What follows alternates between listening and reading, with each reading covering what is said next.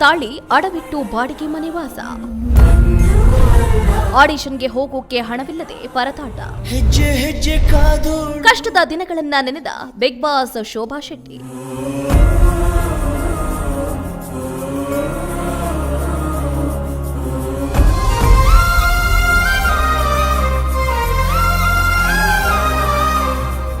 ಕನ್ನಡದವರಾಗಿದ್ದರೂ ಶೋಭಾ ತೆಲುಗು ಪ್ರೇಕ್ಷಕರಲ್ಲಿ ದೊಡ್ಡ ಅಭಿಮಾನಿ ಬಳಗವನ್ನು ಹೊಂದಿದ್ದಾರೆ.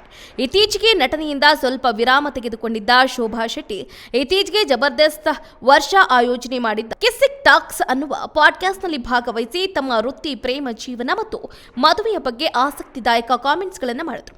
ತೆಲುಗಿನ top TV ಧಾರಾವಾಹಿಗಳಲ್ಲಿ ಒಂದಾದಂತಹ Kartika Deepam ಧಾರಾವಾಹಿಯಲ್ಲಿ doctor ಮೋನಿತಾ ಪಾತ್ರವನ್ನ ನಿರ್ವಹಿಸುವ ಮೂಲಕ ಶೋಭಾ ಶೆಟ್ಟಿ ಖ್ಯಾತಿಯನ್ನ ಗಳಿಸಿದ್ರು.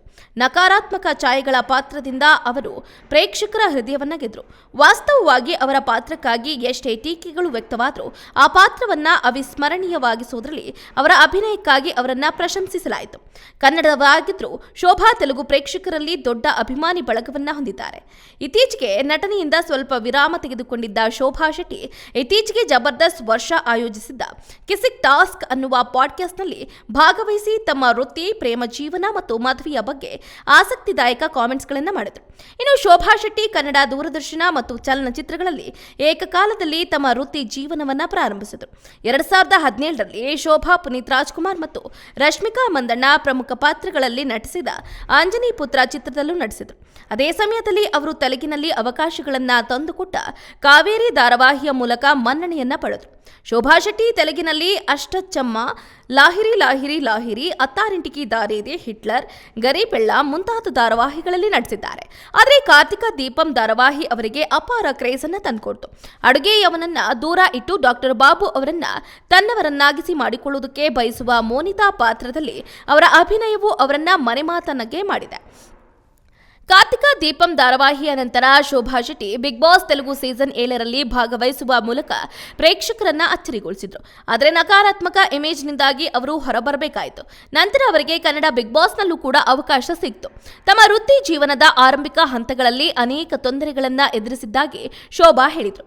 ಆಡಿಷನ್ಗಳಿಗೆ ಹೋಗೋದಕ್ಕೆ, ಫೋಟೋ ತೆಗೆದುಕೊಳ್ಳುವುದಕ್ಕೆ ನಮ್ಮ ಬಳಿ ಹಣ ಇರಲಿಲ್ಲ. ನಾವು ನಮ್ಮ ತಾಯಿಯ ಮಂಗಳಸೂತ್ರವನ್ನ ಅಡವಿಟ್ಟು ಬೆಂಗಳೂರಿನಲ್ಲಿ ಬಾಡಿಗೆ ಮನೆಯಲ್ಲಿ ಉಳ್ಕೊಂಡ್ವಿ. ನಾವು ಹಲವು ಬಾರಿ ವಿಮಾನ ನಿಲ್ದಾಣ ಮಲಗಿದ್ದೀವಿ ಅಂತ ಹೇಳಿದರು. ಇನ್ನು ಪ್ರೀತಿ ಮತ್ತು ಮದುವೆಯ ವಿಷಯಗಳ ಬಗ್ಗೆ ಸ್ಪಷ್ಟತೆಯನ್ನ ಕೊಟ್ಟಿದ್ದಾರೆ. ಕಾರ್ತಿಕ ದೀಪಂ ಚಿತ್ರದಲ್ಲಿ ಡಾಕ್ಟರ್ ಬಾಬು ಅವರ ಕಿರಿಯ ಸಹೋದರನಾಗಿ ನಟಿಸಿದ್ದ ಯಶವಂತ್ ಅವರನ್ನ ಶೋಭಾ ಶೆಟ್ಟಿ ಪ್ರೀತಿಸುತ್ತಿದ್ದಾರೆ. ಇಬ್ಬರು ಈಗಾಗಲೇ ತಮ್ಮ ನಿಶ್ಚಿತಾರ್ಥವನ್ನು ಕೂಡ ಆಚರಿಸಿಕೊಂಡಿದ್ದಾರೆ. ಅವರು ಮದುವೆಗಾಗಿ ಕಾಯ್ತಿದ್ದಾರೆ. ಪಾಡ್ಕಾಸ್ಟ್ನಲ್ಲಿ ಶೋಭಾ ಇದನ್ನ ಸ್ಪಷ್ಟವಾಗಿ ಹೇಳಿದ್ರು. ಬಾಬು ಗಾರು ಅಂದ್ರೆ ಯಶವಂತ್ ನನ್ನ ಪ್ರೀತಿಯನ್ನ ಅಷ್ಟು ಸುಲಭವಾಗಿ ಸ್ವೀಕರಿಸಲಿಲ್ಲ. ಆದ್ರೆ ಅವನಿಲ್ಲದ ನನ್ನ ಜೀವನ ಊಹಿಸೋದಕ್ಕೂ ಕೂಡ ಸಾಧ್ಯ ಇಲ್ಲ ಅಂತ ಅವರು ಭಾವನಾತ್ಮಕವಾಗಿ ಹೇಳಿಕೊಂಡ್ರು. ಇನ್ನು ಕೆಲವು ದಿನಗಳ ಹಿಂದೆ ಶೋಭಾ ಶೆಟ್ಟಿ ಬಿಳಿ ಸೀರೆಯಲ್ಲಿ ಮಾಡಿದ ಫೋಟೋ ಶೂಟ್ ವೈರಲ್ ಆಗಿತ್ತು. ಈ ಬಗ್ಗೆ ವರ್ಷ ಅವರನ್ನ ಪ್ರಶ್ನಿಸಿದಾಗ ಶೋಭಾ ಶೆಟ್ಟಿ ಹಾಗೆ ಯಶವಂತ್ ಆಕಸ್ಮಿಕವಾಗಿ ಗೋವಾಕ್ಕೆ ಹೋಗಿ, ಆದ್ರೆ ಆ ಸಮಯದಲ್ಲಿ ಮಳೆ ಬರ್ತಿತ್ತಂತೆ.